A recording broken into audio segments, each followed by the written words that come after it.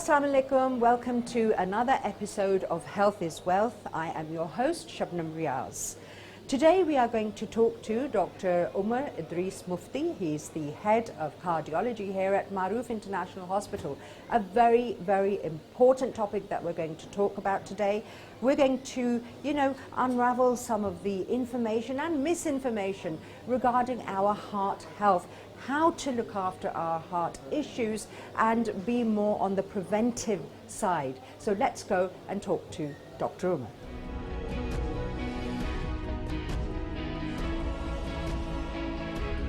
Assalamu alaikum, Dr. OMAR. Wa alaikum assalam, ji. Thank you. Thank you for giving us a time today. Where are we? Right now we're currently standing in the cardiac catheterization lab, or the angiography suite of Maroof International Hospital at our cardiovascular center. So this right here is our state-of-the-art cath lab. It's the newest cath lab in all of Islamabad, where we do all of our angiography procedures, angioplasty, stenting, and so forth. Right, and this is mainly for diagnosis and treatment as well? Correct. Diagnosis and treatment. So if we diagnose a blockage, we can go ahead and fix it at that same time. Right, and typically how many patients will you see a day? Is it something that's happening regularly a lot, or? So we are one of the few hospitals that runs a 24/7 primary PCI service.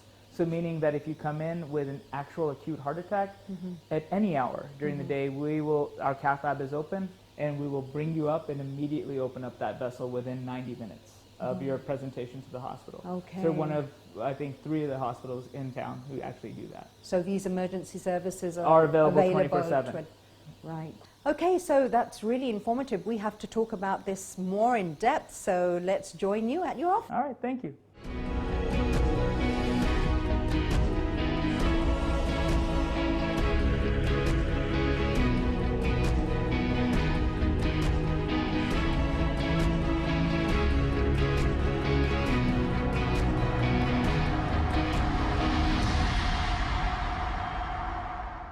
Dr. OMAR, thank you very much for giving us the time to sit down today and talk about this very important issue. Thank you. I really appreciate this opportunity to discuss this very, very important health concern across the nation and even the world. That's absolutely true. Now, what we're going to talk about today is so many people, have access to information when it comes to heart issues, heart disease, and other things as well. The main thing is sifting through that information and getting people to understand how they can be more vigilant, number one, and also employ preventive measures when it talks about issues relating to heart health. How can we sift through that information, first of all, for the general public, and then for those people who are at risk and who have high risk factors? Well, a very good question. Now, the issue these days is you have an overloaded knowledge. You can go online and Dr. Google will tell you this and that about whatever condition you put in the search engine. Now, the issue is sifting through that knowledge and coming up with what is correct. Now, there's certain websites that can help you deal with that. There's Medscape, you can go to Mayo Clinic, Cleveland Clinic. But probably the best person to go to if you're concerned with your symptoms is go see your primary care physician. Discuss your symptoms with them. They have the knowledge, the requisite knowledge. They know where to go, what to do, and then can direct you on the right path. So if you go to your primary care physician because you're having headaches and vision changes, they can examine you, see if they need to send you to an optometrist or an ophthalmologist, versus if this is your blood pressure that's causing the issue, and that if you need to go towards a cardiologist, or if it's something that they can handle themselves. So the best thing to do if you have a particular health concern is not try to address the issue yourself, but go to your physician and then get them to actually understand who you need to see. Correct. Trying to address the issue yourself, you're just going to cause yourself more anxiety, more concern. Because when you put it into the internet or in Google, it's going to come up with a ton of different information that you're just not going to be able to comprehend. And very scary situations. Very scary situations. I have people who come in with multitude of issues saying that Google says this, Google says that. The other issue that we have in our society here in Pakistan is everyone has a relative who is a physician.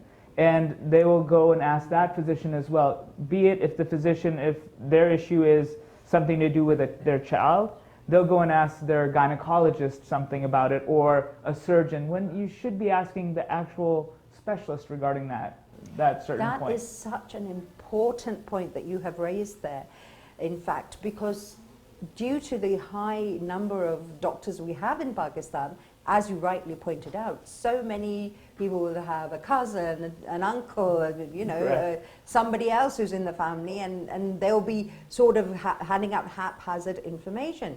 So it's so important to have your reports, everything in order, and go to see a doctor properly who will sit down and understand your case, not something, a conversation you're having at the dinner table. Correct, correct. So the way I like to envision and the way I like to tell patients, at least the way I told them in America when I was there, was that we want someone to be the quarterback of your team. So if you take it from the Pakistani perspective, we want someone to be your cricket captain.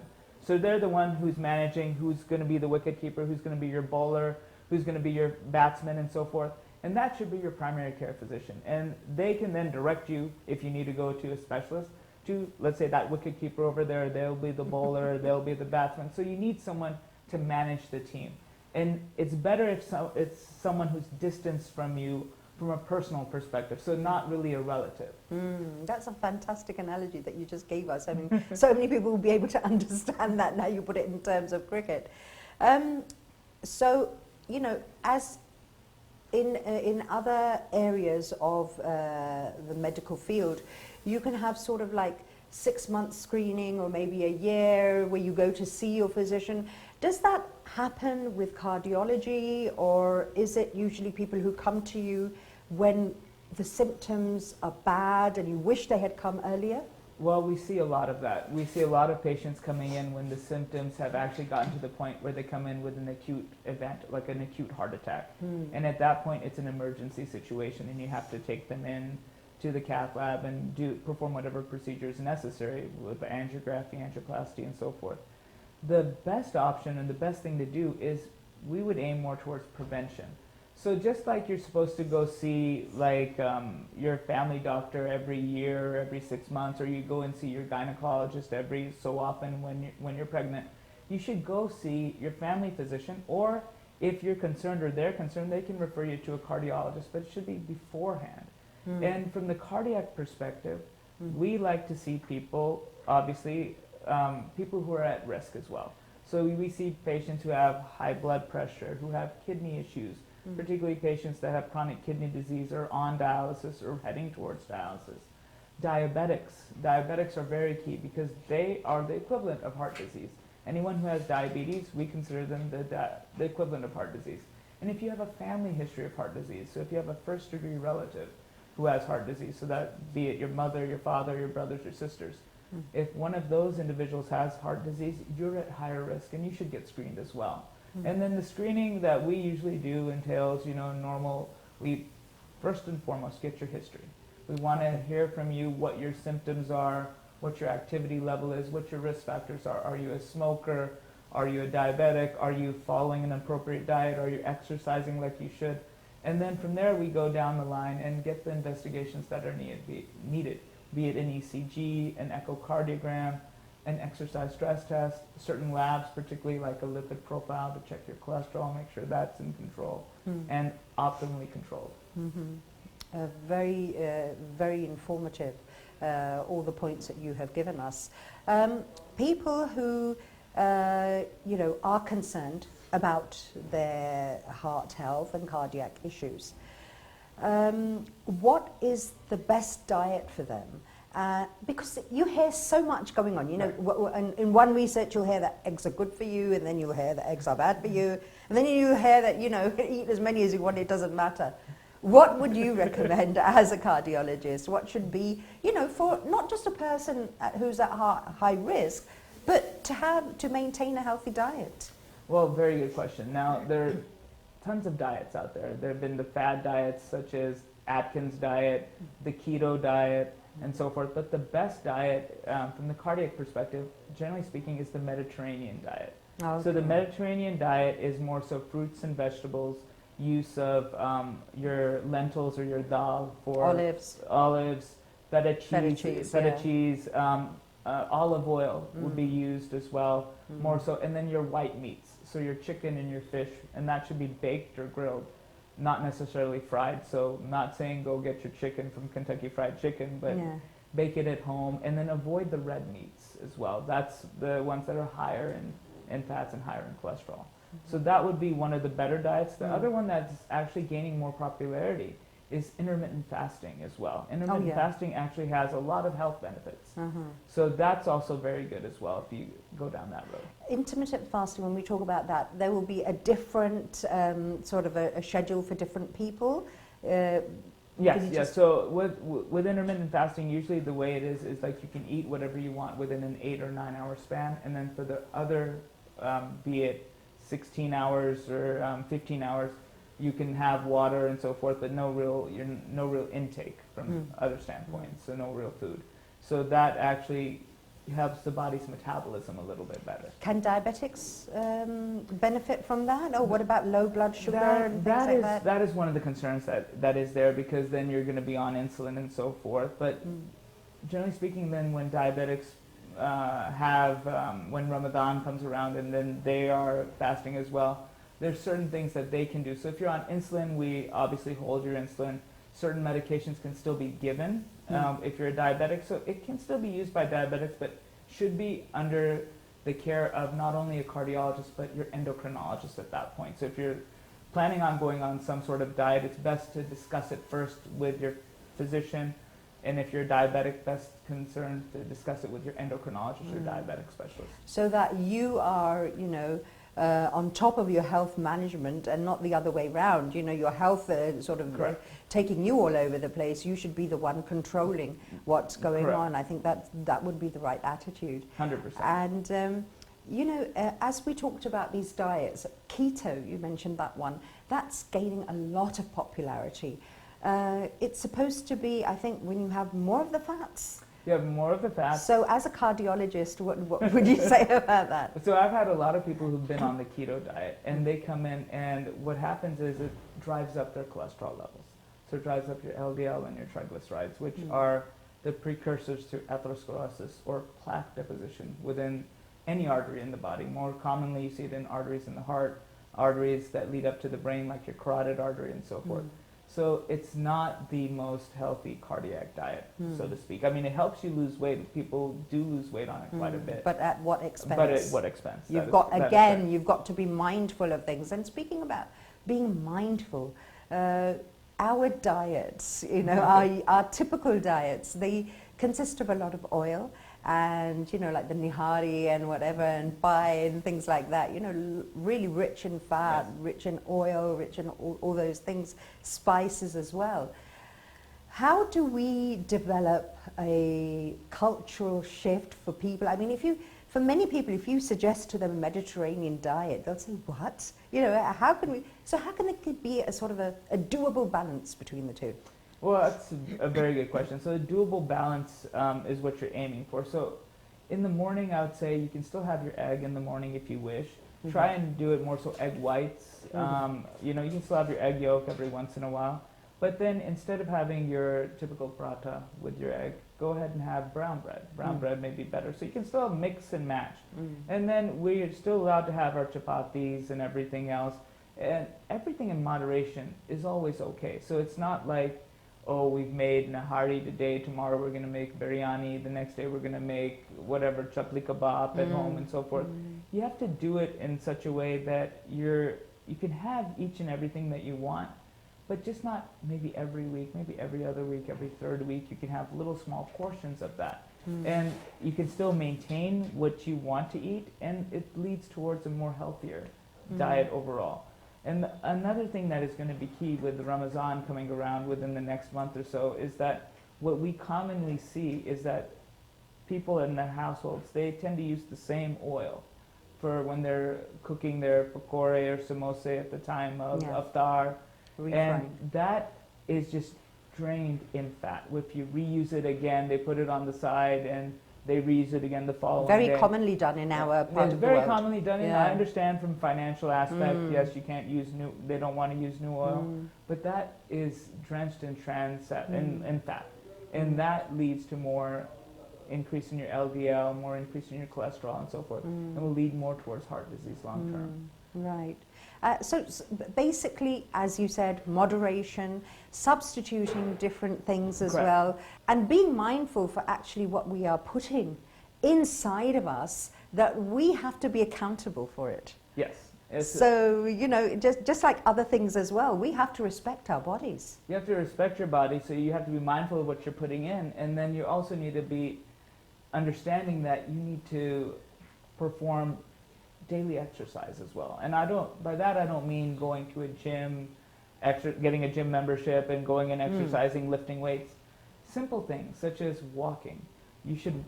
Main goal is to have a brisk walk of about 30 to 40 minutes a day. By brisk walk I mean enough that you have a little bit of sweat when you're walking.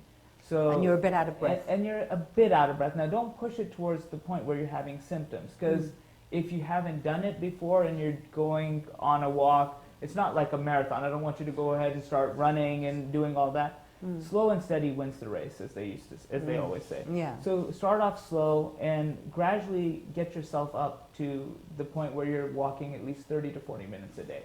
So start off at 5 minutes, 10 minutes the next week, then 15 minutes, and slowly get yourself in it. Because exercise is key. Because one of the things that you do is you take in a lot of calories, but you have to burn those excess calories as well.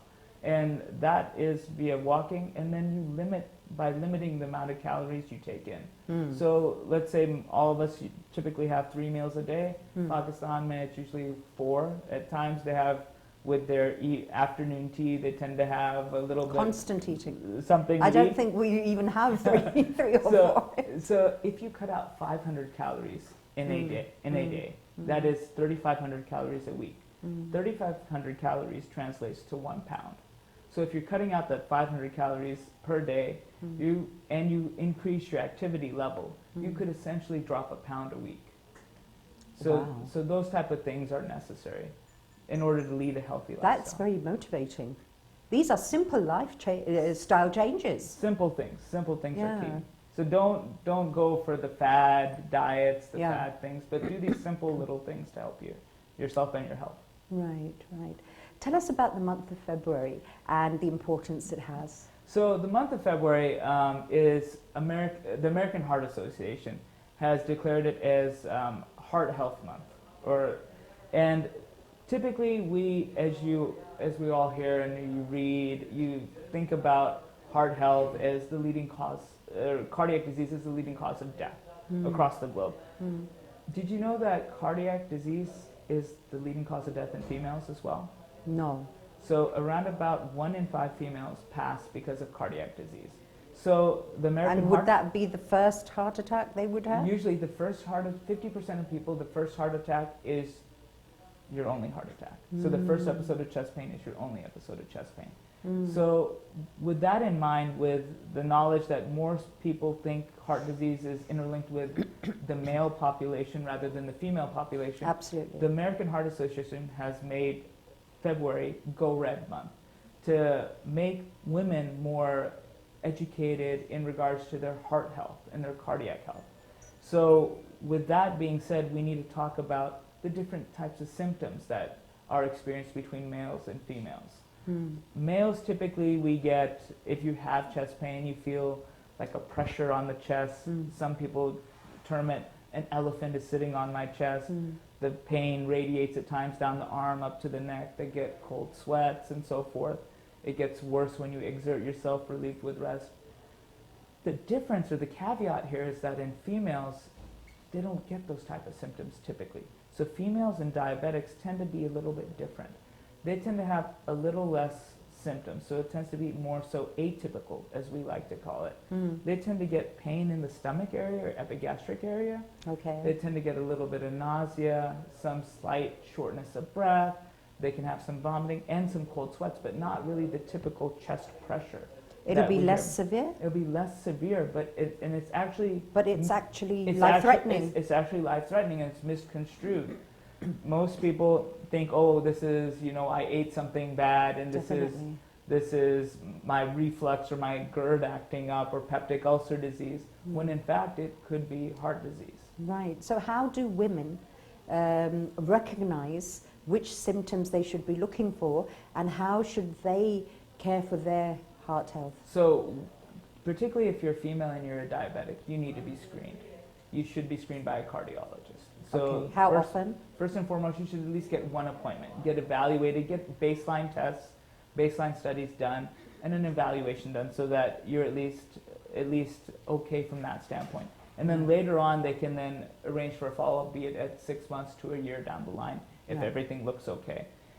The other aspect is, if you're a female and you're having these type of symptoms, don't ignore it. Don't think that it's only reflux and or so it's just forth. a stomach ache. Or it's just a stomach ache. Now, it's separate if you go out, you have food and come back, and other people around the house have similar symptoms. More than likely, that's probably just gastroenteritis or something of that nature. But if it's just you who's having it, and you're having it continually, and you notice these symptoms more so when you're exerting yourself, that should be of concern. That should highlight that, yes, I need to go get evaluated by a physician. What about women in menopause? Women in menopause. Excellent question, actually. So your reproductive hormones are actually cardiac protective. So as you get older, when the estrogen and progesterone levels go down, you have more and more chance of having heart disease. Your risk becomes similar to that of a male at that point. So females, when they're younger, they're a little more protected, but as they age, you have a higher risk. So that would be also key. When you get around that age, you should be evaluated as well from the cardiac perspective. Right, okay. When we talk about Pakistan, and you've obviously been in the US all your life, and then you just came back over here, what would you say that you would see as a stark difference between maybe awareness or people being more invested in their health? So I think one of the things is, at least abroad, there are government programs that are promoted, that are on television as well. Like, they have ads that show you and that guide you towards what you should be from that from the health standpoint, be it heart health, be it whatever health standpoint.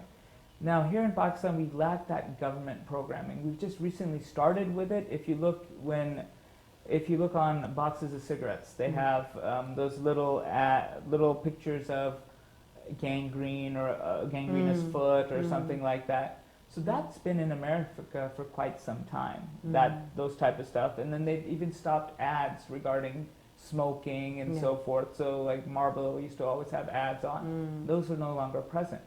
So in Pakistan, we're lacking the government initiative for it. Right. And if we have the government initiative, the backing to have these preventative programs, to talk about, heart health from the ages of adolescence. If you started in schools, you teach them like what you're supposed to do with physical activity, your diet. If it started from the grassroots level, I think that will expand in the future and help establish Pakistan from the health standpoint to raise it up to the standard in the West, which is what we're all hoping for and aiming for. That's absolutely true, because it's a huge health burden. It is, and the more that we can aim on prevention, the less that we'll have those diseases convert into something that's an emergency situation, or, as you correctly said, a burden upon our society. I also think that the media needs to step up. Can you imagine if we had on like our prime time, instead of all those politicians fighting with each other, we had health programs? What a difference that would make. That would make a huge difference. I mean, if we have this, on it's not even a daily basis, if it's an every other day basis, a weekly basis, if there's some discussion regarding health across the board, and it can be in different languages. You can do it in KPK, you can do it in Pashto, here on the radio. On the radio. All mediums. Do it on all mediums. And then have educational videos on YouTube for the newer generation who gets on YouTube and so forth, and have it backed by professionals. And let's go about it that way. That may help us in the longer run, rather than just people looking online and trying to find it, because they're going to be swamped with this misinformation and not know what is right, what is wrong. How often do you see young patients coming in? So as we do see quite a bit of young patients coming in. Now, as an adult cardiologist, I tend to have like a cutoff of I only see 16 years and above, but we're seeing a lot of patients come in their 20s with heart disease.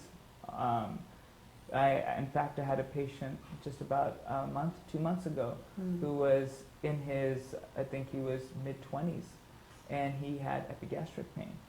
And he thought it was just reflux and something, and it ended up being a heart attack. He had a significant family history of heart disease. So, I mean, people are catching it younger because of a couple of things. You have the Western diet here. Around every corner you see all the fast food.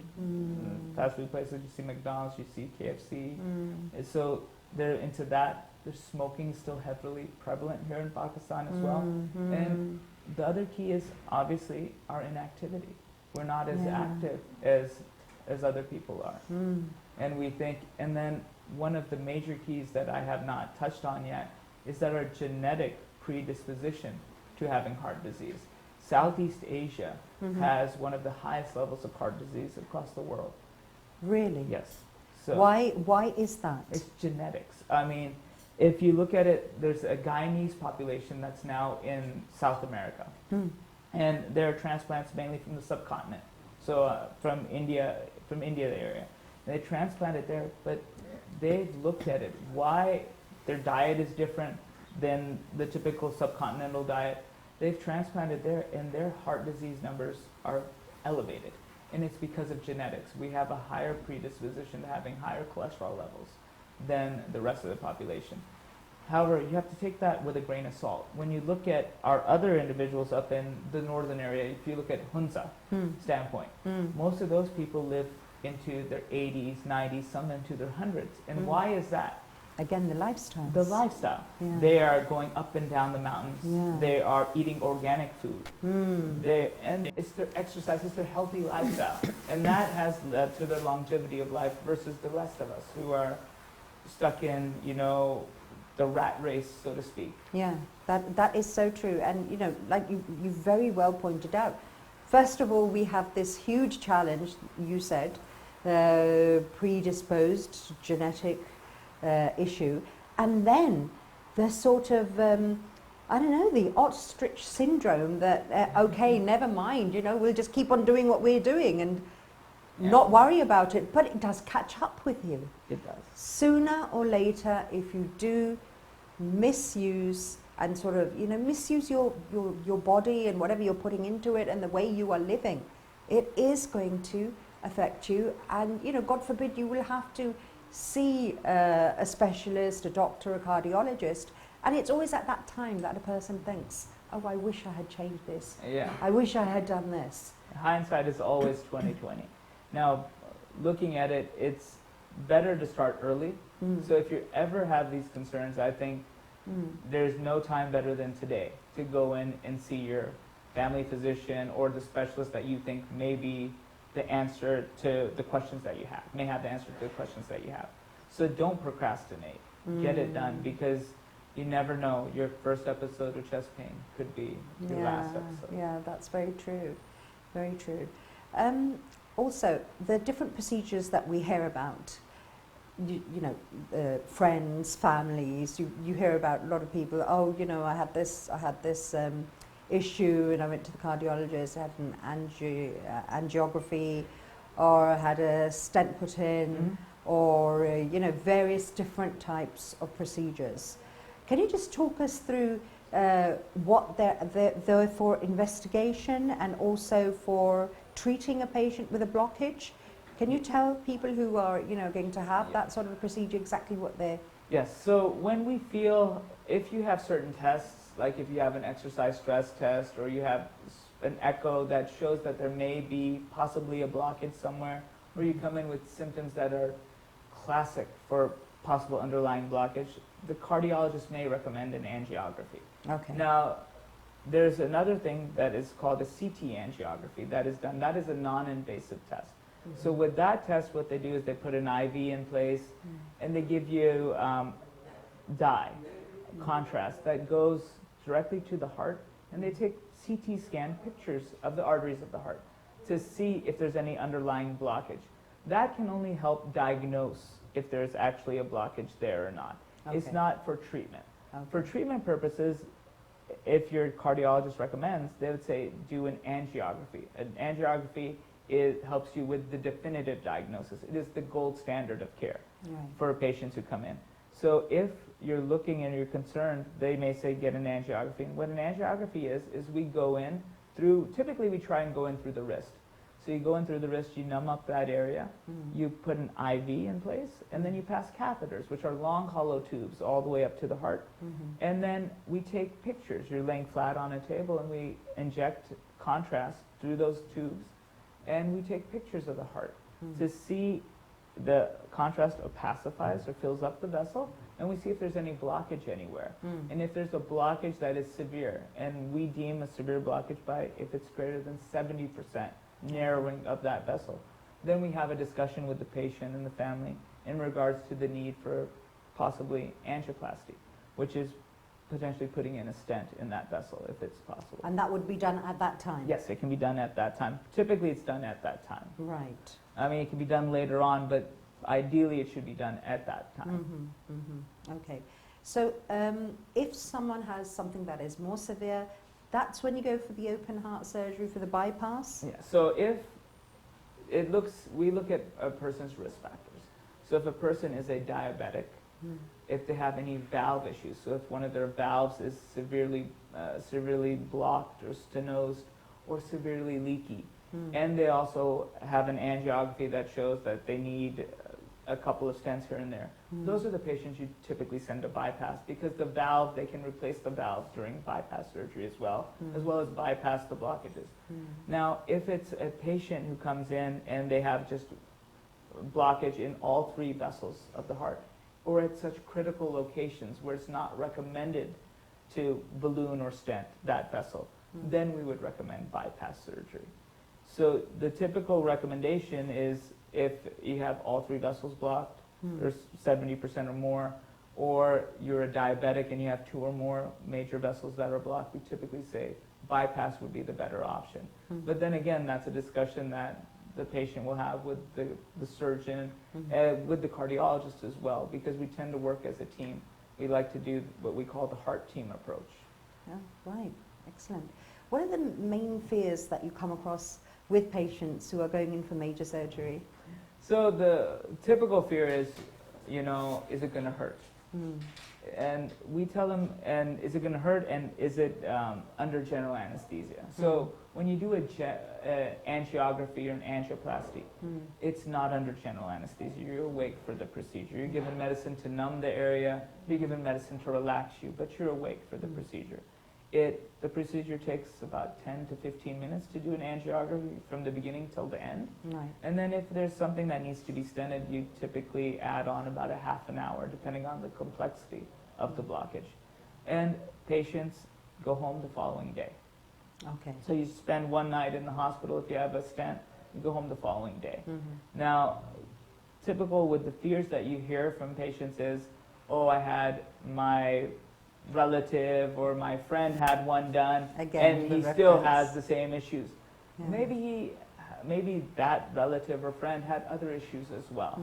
So that's one of the major drawbacks that we hear from patients, that why it didn't help them, why is it going to help me? There are differences with everyone. Every patient is different. So there may be different things that relative or friend may have had and that they may not have. So you have to look at it from that perspective. And then you always hear the fear here that, oh, I'm a diabetic. Why are you referring me for surgery? The thing is that diabetics do better with bypass surgery. Really? Long term, they are better. Because if you put in a stent in a diabetic, typically, the stent can clog up over time. Okay. So if it's one stent, it's fine, but if it's multiple stents and multiple arteries, longer term, they do much better with bypass. Okay. So that's why we tend to refer more diabetics towards bypass. But here in Pakistan, there's the misconception that, oh, I'm a diabetic, I shouldn't go for surgery because the wound is not going to heal. Yeah, yeah. So you have to look at the post-op care that a patient is going to get as well. It's very important. It's very important. Yeah. So it's not just that, and it's post-op. And they have to understand that you're going to have a month of post-op care that you're going to need, like a week in the hospital, and then the next 3 to 4 weeks at home that you're going to have to care for yourself. But longer term, it's going to be a benefit for you. So it's more so than just stenting in a diabetic patient. Because psychologically, I think for a person to know that they're going to have major surgery, that must be a challenge for them as well. So do you get often therapists on board who can counsel them? And so yes, we do have behavioral therapists that can counsel them. We have nutritionists who also counsel them regarding the nutrition. If they're diabetic, we involve the endocrinologist as well before the procedure and even after the procedures, so that we make sure that their blood sugars are optimized and controlled appropriately. And then one thing that we also have available is we have cardiac rehabilitation as well. So when a person goes for surgery and they come back, one of the main concerns that they have, and particularly family members have, are, can my father or brother go back to his normal routine? So with cardiac rehab, they do exercise that is being monitored by a physiotherapist. And they monitor them on the treadmill, make sure that they're doing things appropriately, and it gives the patient and the family a sense of understanding and calm. That, oh, okay, I see my father or my brother or my mother exercising here, post-bypass, post-angioplasty, and they're doing well. So then they feel more comfortable going about their normal routine, daily routine at home as well. And also, you know, after, it may be daunting for people, of course, understandable, but then you're actually going for a quality of life after that then. Correct. Which Correct. they, you know, well, I'm sure they must realize that later on, and then, you know, hopefully they have a good story to tell other people who are going to go for that procedure. Correct, correct. So I always tell my patients, don't look at your quantity, look at your quality, look at your quality of life. So you should always aim to having a better quality of life. So if you can make little changes in your lifestyle that are going to help your quality long term, that would be the best thing. And particularly with these procedures, we're aiming not for the quantity, we're looking at your quality of life. So with the things that we do as physicians, that is our main goal, is to give the patient a better healthy life and a more quality of life, longer lasting from that standpoint.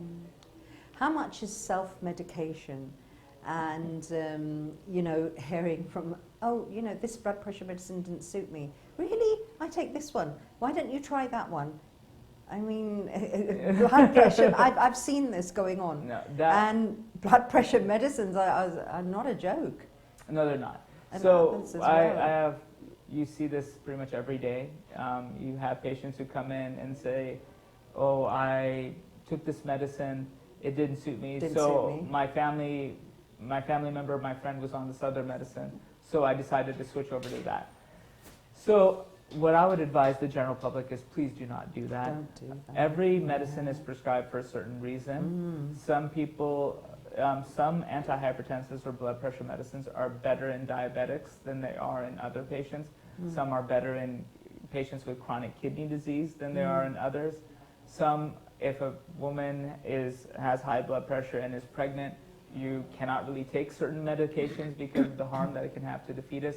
So you should always consult a physician before you plan on changing or starting a medicine, and leave it to the physician to decide what is best. Absolutely. And the other thing that I see here often is that patients who come in with high blood pressure, they're prescribed the medicine, and then they take it and their blood pressure improves, and then they just discontinue the medicine on their own.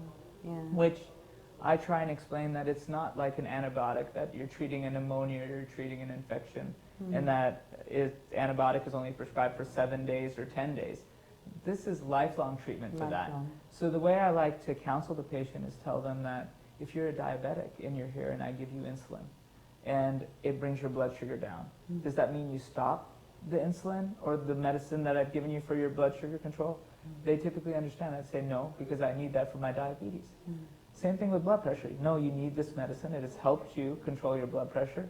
You need it long term. It's not something that you can just stop after 2 weeks because your blood pressure is in check. Because the one thing people don't realize is blood pressure or hypertension is a silent killer. Because uncontrolled blood pressure can lead to strokes, heart failure, heart attack, chronic kidney disease, and dialysis. So, and by stroke, it typically leads to the type of stroke that is a bleed in the brain because of hypertension. So those can be catastrophic. So, and it doesn't show up until you have one of those signs that I just mentioned. You come in, you can't speak, you can't move one side, or you've had a heart attack, or you have heart failure. So that's why it's a silent killer, because you don't really realize it until the end. Again, are we genetically predisposed towards high blood pressure? And it's our lifestyle. I think it's our lifestyle. Now, certain parts, yes, you can say genetics have a cause in it, but typically it's our lifestyle, and it's, you know, if you're a smoker, you have a higher risk of high blood pressure. The more caffeine you take in, the higher blood pressure you can have. If you're sleep deprived, if you have obstructive sleep apnea, anxiety leads to it too. Anxiety is a common cause of high blood pressure and can lead to heart disease if it's untreated or uncontrolled long term as well. Right, okay. And are we seeing a rise in high blood pressure amongst younger people? I think it's always been there. I think now we're just finally having people diagnose it and actually catch it for what it is. Right. Because we see a lot of young people who are on dialysis here. And one of the major causes of them going on dialysis is uncontrolled blood pressure. So I think it's now more people are educated regarding blood pressure. That's why we're seeing more diagnoses of blood pressure, hypertension in patients. And that's why I think, as we talked about previously, when you go back to it, we need to start educating people from a grassroots level. So starting in elementary school, in metric, FSE, starting educating them regarding, you know, your health, blood pressure, diabetes, these type of things.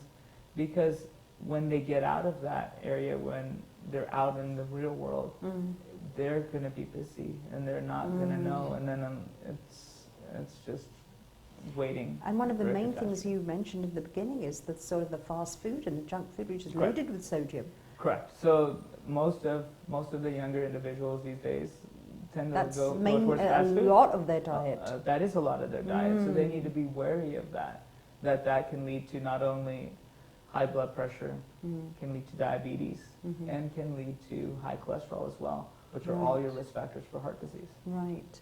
Dr. Omar, thank you so much for sitting down with us today. And honestly, for me, it has been a really enlightening program. I've been able to understand, you know, so many things get sort of like twisted together, and it's been unraveling of so many things that makes sense to you. I think that's the main thing. What is the main message you want to give to our viewers before we sign off? It's been fabulous having you on the show. Thank you so much.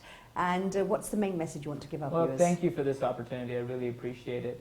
The main message I'd like to give viewers is, if you have any concerns whatsoever, you know, you only have one heart. So please take care of it. And always look to the right person to get the treatment that you need. So if you have any concerns, don't just Google it, don't look online, don't speak to a family member or whatever. Go to your physician or go to your cardiologist to get the answers that you need, because you need to have a healthy heart to have a healthy lifestyle. Excellent advice. Thank you so much again. Thank you. And that's all for now. Until next week, stay happy, stay healthy. Bye-bye.